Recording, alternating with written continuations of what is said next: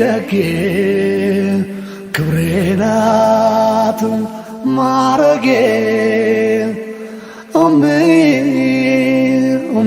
ሽታ አንቺ ያላህ ስጦታ።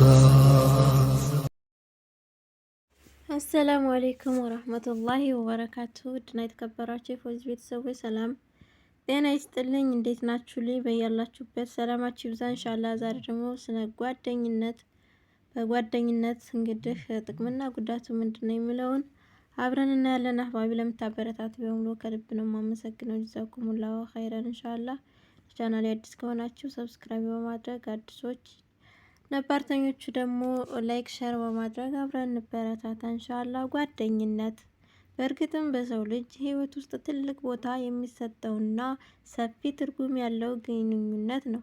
ስለ ጓደኝነት በስፋት በተደራጀ መልኩ የጓደኝነት ትርጉምና ምንነት። ጓደኝነት በሁለት ወይም ከዚያ በላይ በሆኑ ሰዎች መካከል የሚፈጠር በፈቃደኝነት ላይ የተመሰረተ የቅርብ አዎንታዊና የጋራ መተማመን ያለበት ግንኙነት ነው።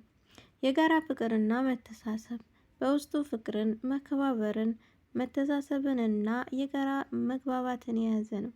መተማመንና ግልጸኝነት ጓደኛዎች እርስ በርሳቸው የሚተማመኑ፣ እውነታቸውን የሚናገሩና ያለ ፍርሃት ሀሳባቸውንና ስሜታቸውን የሚገልጹ ናቸው።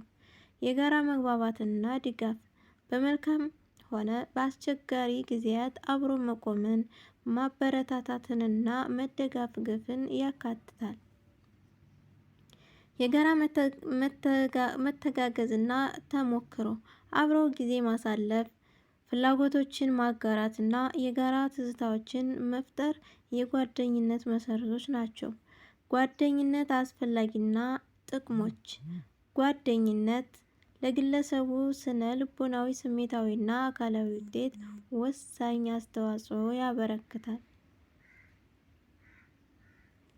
ለጠንካራ ጓደኝነት የሚያስፈልጉ ቁልፍ ነገሮች የዘለቄታና ጥልቅ ጓደኝነት ለመመስረትና ለማስቀጠል የሚከተሉትን ባህሪያት ወሳኝ ናቸው።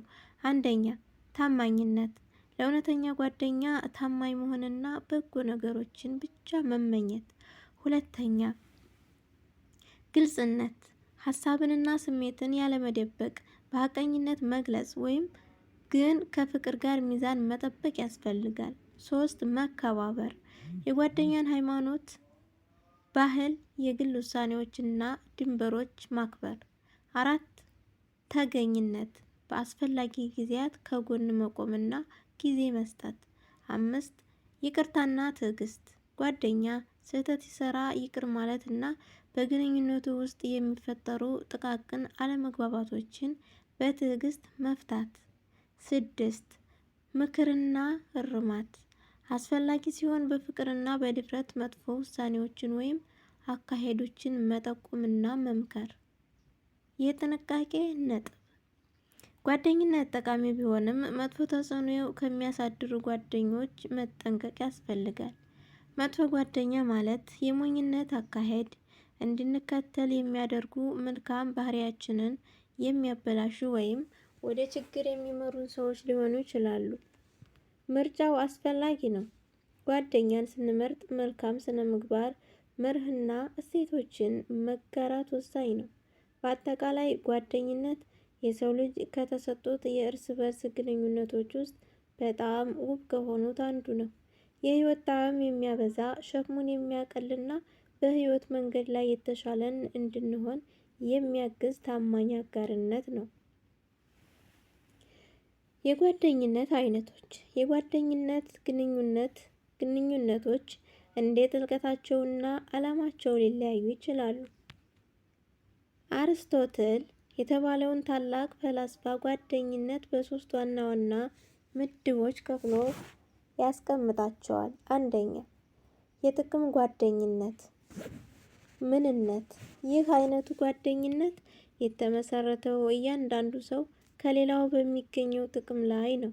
ለምሳሌ የንግድ አጋሮች፣ የስራ ባልደረቦች ወይም በጋራ ፕሮጀክት ላይ አብረው የሚሰሩ ሰዎች። ባህሪ የሚቆየው ጥቅም እስካለ ድረስ ብቻ ነው። ጥቅሙ ሲጠፋ ግንኙነቱ ሊቋረጥ ይችላል። ብዙውን ጊዜ ላዩን ነው። ሁለተኛ የደስታ ጓደኝነት ምንነት ግንኙነቱን የተመሰረተው በጋራ የደስታ ምንጮች ወይም እንደ የትርፍ ጊዜ ማሳለፊያ፣ ስፖርት፣ መዝናናት ላይ ነው። ከእነሱ ጋር ጊዜ ማሳለፍ ደስ ስለሚለን ነው። ባህሪ በጊዜ ሂደት የሰዎች ፍላጎትና ጣዕም ሲቀያየር ይህ ጓደኝነት ሊደበዝዝ ይችላል። የሚቆየው አብሮ ጊዜ ማሳለፍ አስደሳች እስከሆነ ድረስ ነው።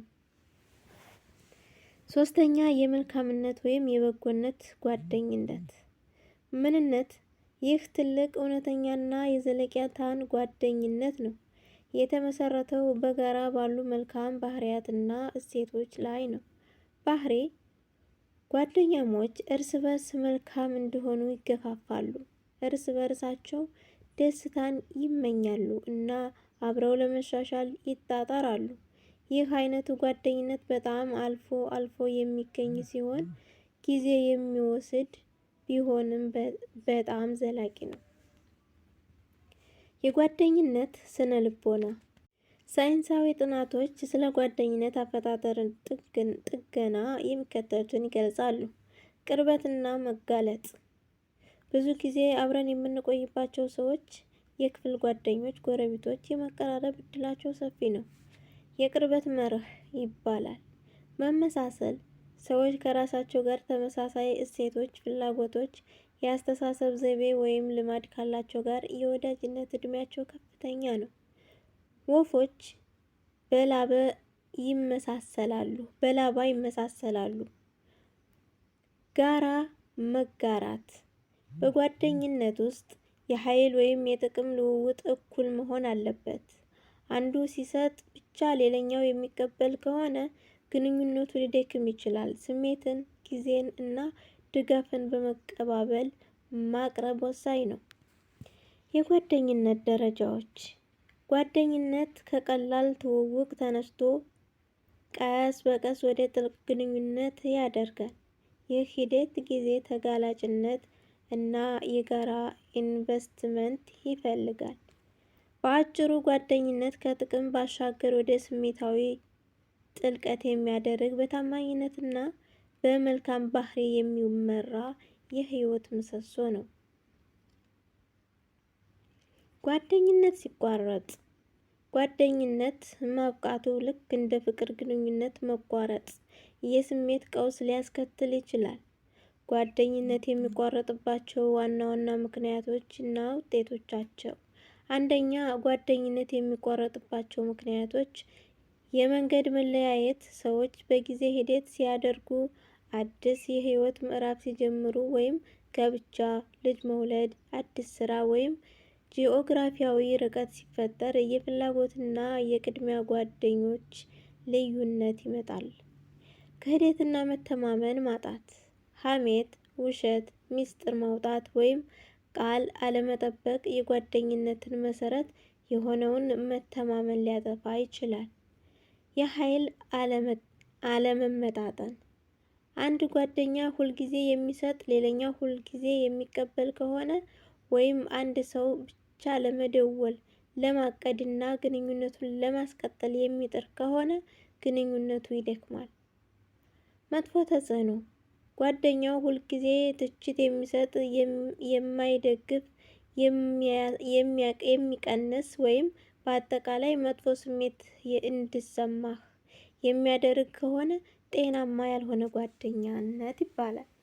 ዋና ዋና የህይወት እሴቶች ልዩነት፣ የአልኮል አጠቃቀም፣ ከገንዘብ ጋር ያለው ግንኙነት ወይም ስነ ምግባር ላይ ትልቅ ልዩነት ሲፈጠር አብሮ መቀጠል ይከብዳል። ውጤቶቹ ሐዘንና ብቸኝነት፣ ጥልቅ ግንኙነት ሲያልቅ ትልቅ ክፍተት ስለሚፈጠር ሐዘን፣ ብስጭትና የብቸኝነትን ስሜት ሊያመጣ ይችላል። የራስ መተማመን መውረድ፣ ምናልባት ችግሩ እኔ ላይ ነው የሚል አስተሳሰብ ሊመጣ ይችላል። የስርዓት መዛባት በዚያ ጓደኛ ላይ ተመርኩዘው የነበሩ የህይወት ክፍሎች ለምሳሌ አብሮ መዝናናት ሲቀሩ የዕለት ተዕለት ህይወት ሊዛባ ይችላል። ጓደኝነትን ለማጠናከር ወሳኝ ምክሮች። ጓደኝነትን ለማጠናከርና ለማስቀጠል ኢንቨስትመንትና ንቁ ጥረት ያስፈልጋል። አንደኛ፣ የጥራት ጊዜን መመደብ። ህይወት ሲበዛ እንኳን ጥቂት ደቂቃ ወይም ሰዓት ለጓደኛ መመደብ፣ ለምሳሌ መደወል፣ የቡና ጊዜ መያዝ ግንኙነቱን ያድሳል። 2. ንቁ ማዳመጥ። ጓደኛ ሲናገር ሙሉ ትኩረት መስጠትና የመፍትሄ ሀሳብ ከመስጠት በፊት በትክክል ስሜታቸውን መረዳት። 3. የተጋላጭነት ደረጃን ማሳደግ። በጥንቃቄ የግል ስሜቶችን፣ ፍርሃቶችንና ተስፋዎችን መጋራት። ይህ መተማመንን ያጠናክራልና ግንኙነቱን ጥልቅ ያደርገዋል። 4. ድንበሮችን ማክበር። ጓደኛህ በግል ህይወት ውስጥ እንዲኖረው የሚፈልገውን ቦታ ማክበር። ያለ ፍቃድ ወደ ጉዳዩ አለመግባት። 5. በጓደኝነት በጎነትን መግለጽ። ጓደኛህ ለእርስዎ የሚያደርገውን ነገር እውቅና መስጠትና ምስጋና በቃል ወይም በድርጊት መግለጽ። ባህላዊ ጓደኝነት። ጓደኝነት የሚገለጽበት መንገድ በየባህሉ የተለያየ ትርጉምና ክብደት ሊኖረው ይችላል። አንደኛ፣ በኢትዮጵያና መሰል ባህሎች ውስጥ የጓደኝነት ሚና ቤተሰባዊ ትስስር። በብዙ ኢትዮጵያዊ ባህሎች ጓደኝነት ከቀላል ግንኙነት ይልቅ ወደ ዘመድ አዝማድ ደረጃ የመቀየር አዝማሚያ አለው። ጓደኛ ዘመድ ነው፣ ወይም ወንድምህ ወይም እህትህ ካልሆነ ጓደኛህ ይሆናል የሚሉ አባባሎች አሉ። የጋራ ኃላፊነት። ጓደኛ ማለት በመከራ ጊዜ አብሮ መክፈል፣ በሰርግና በለቅሶ ጊዜ ግዴታውን መወጣት እና ልጅን እንደራስ ልጅ የማየት ባህል አለ። ማህበራዊ ዋስትና። ባህላዊ ጓደኝነት እንደ እቁብና እድር ባሉ ማህበራዊ ተቋማት ውስጥ ገንዘብንና ስሜታዊ ድጋፍን በመለዋወጥ እንደ የፋይናንስና የማህበራዊ ዋስትና መረብ ያገለግላል። አውዱ ወሳኝ ነው። በአንድ ባህል ውስጥ በጣም ቅርብ የሆነ ግንኙነት እንደሆነ የሚታሰበው ድርጊት፣ ለምሳሌ በገንዘብ መረዳዳት፣ በሌላ ባህል ደግሞ የግል ድንበር እንደ ማለፍ ሊታይ ይችላል። ዲጂታል ጓደኝነት። የቴክኖሎጂ መምጣት ጓደኝነት የሚፈጥርበትንና የሚቀጥልበትን መንገድ ቀይሮታል። አንደኛ፣ የዲጂታል ጓደኝነት ባህሪያት። የአካባቢ ገደብ መጥፋቱ። ሰዎች በመላው ዓለም ካሉ ሰዎች የጋራ ፍላጎት ባላቸው ነገሮች ላይ ለምሳሌ ጨዋታዎች፣ ሙዚቃ፣ ሙያዊ መድረኮች በመመስረት ጓደኛ ይሆናሉ። ቀላልነትና ፈጣንነት። የመልእክት መከላከያ መተግበሪያቸውን እና ማህበራዊ ሚዲያዎችን መረጃንና ስሜትን በቀላሉና በፍጥነት ለመለዋወጥ ያስችላሉ። በጋራ ፍላጎት ላይ ማተኮር። የመስመር ላይ ጓደኝነት ብዙውን ጊዜ የሚጀምረው በጂኦግራፊያዊ ቅርበት ሳይሆን በአንድ የጋራ ፍላጎት ዙሪያ ነው። 2 ፈተናዎችና ጥቅሞች። ገጽታ አለመገናኘት። ጥቅሞቹ ደግሞ ስሜታዊ ግልጽነት ለማሳየት ቀላል ሊሆን ይችላል ወይም ከአካል ለአካል ንግግር ስጋት ስለሚቀንስ። ፈተናዎቹ ደግሞ ከእውነታዊ የራቀ አመለካከት መያዝ፣ የአካል ቋንቋ ስለማይታይ አንዳንዴ አለመግባባት ይፈጠራል። ታማኝነት። ሰፊ የአማራጭ ምርጫ ስለሚሰጥ የምንፈልገውን አይነት ጓደኛ ማግኘት ይቻላል። ስለ ማንነት መዋሸት ወይም መረጃን ማጋነን ይቻላል። ዘላቂነት። አካላዊ ርቀት ቢኖርም በቀላሉ ግንኙነት ማቆየት ይቻላል። ፈተናዎቹ ብዙ ጊዜ ላይ ላዩን ሊሆን ይችላል። ወደ ጥልቅ የመልካምነት ጓደኛ ለመሸጋገር የበለጠ ጥረት ይጠይቃል። በማጠቃለያ ጓደኝነት በባህልም ሆነ በቴክኖሎጂ ዘመን መሰረታዊ ትርጉሙን ወይም መተማመን፣ ፍቅርና ድጋፍ ባይስትም የሚገለጽበትን የሚመሰረትበትን መንገድ እየተቀየረ ነው። ዲጂታል ግንኙነት አካላዊውን ግንኙነት ሙሉ በሙሉ ሊተኩት አይችልም። ነገር ግን ለጓደኝነት ትስስር አዲስ ድልድይ ይፈጥራል። ጤናማ ጓደኝነት ለህይወት ደስታ የሚሰጥ መሆን አለበት እንጂ ጭንቀትና ሐዘን የሚያመጣ መሆን የለበትም። በሁለቱ መካከል ያለው ግልጽ ልዩነት የሚከተለው ነው። አንደኛ፣ ጤናማ ጓደኝነት በባህሪያት። ጤናማ ጓደኛ ሁለቱም ግለሰቦች የሚያሳድግና የሚያበረታታ ነው። እኩልነት፣ የመስጠትና የመቀበል ልውውጡ ሚዛናዊ ነው። አንዱ ሁልጊዜ ሰጪ ወይም ተቀባይ አይደለም። ደስታና ሰላም፣ ከጓደኛ ጋር ጊዜ ማሳለፍ በአብዛኛው የደስታ ስሜትና የአእምሮ ሰላም ያመጣል እንጂ ፍርሃት ወይም ጭንቀት አይፈጥርም። ድጋፍና አክብሮት፣ ግቦችህንና ህልሞችህን ያለምንም ምቀኝነት ይደግፋል። ስኬቶችን ያከብራል። የግል ድንበሮችህን ያከብራል። ይቅር ባይነት፣ ስህተቶች ሲፈጠሩ በፍጥነት ይቅርታ ተጠይቆ ይቅርታ ይሰጣል። ቂም አይያዝም። ግልጽነት፣ ሐቀኝነትና ግልጸኝነት ዋነኛው መሰረት ሲሆን በግልጽ ለመነጋገር ምቾት ይሰማሃል። 2. የመርዛማ ጓደኛ ባህሪያት። መርዛማ ጓደኛ በራስ መተማመን የሚቀንስና ስሜታዊ ድካም የሚያስከትል ነው። 3. መርዛማ ጓደኝነት መቋቋም። የመርዛማ ጓደኝነት ምልክቶች ከተመለከትክ የሚከተሉት ማድረግ አስፈላጊ ሊሆን ይችላል። አንደኛ፣ ድንበር ማበጀት፣ ለጓደኛ የምትችለውንና የምትችለውን በግልጽ መናገር። 2. ግንኙነትን ማዘግየት፣ አብረህ የምታሳልፈውን ጊዜ መቀነስና ለሌሎች ጤናማ ጓደኞች ግንኙነት ትኩረት መስጠት። 3. ግንኙነቱን ማቋረጥ፣ ምንም ሳይለወጥ ግንኙነቱ የሚያመጣው ስሜትና ጉዳት እየባሰ ከሄደ ለራስህ ጤንነት ስትል ጓደኛነትህን ማቋረጥ አስፈላጊና ደፋር ውሳኔ ሊሆን ይችላል። እሺ አህባቢ፣ እንግዲህ ያው ዛሬ ስለ ጓደኝነት ይሄን ይመስላል ማለት ነው። ኢንሻአላህ ለምታበረታቱ በሙሉ ከልብ ነው የማመሰግነው። ጀዛኩሙላሁ ኸይረን። በድጋሚ አህባቢ፣ በቀጣይ በሌላ ቪዲዮ እስከምንገናኝ ሀገራችንን ሰላም ያርግልን። ሰላም፣ ፍቅር፣ አንድነት ለእናት ሀገራችን እያልኩ እኔ በዚሁ ሰናበታችኋለሁ ማለት ነው። ሰላማችሁ ይብዛልኝ። ሰላም አለይኩም ወራህመቱላሂ ወበረካቱ። ደጌ ክብሬ ናት ማረጌ ሽታ አንቺ ያላህ ስጦታ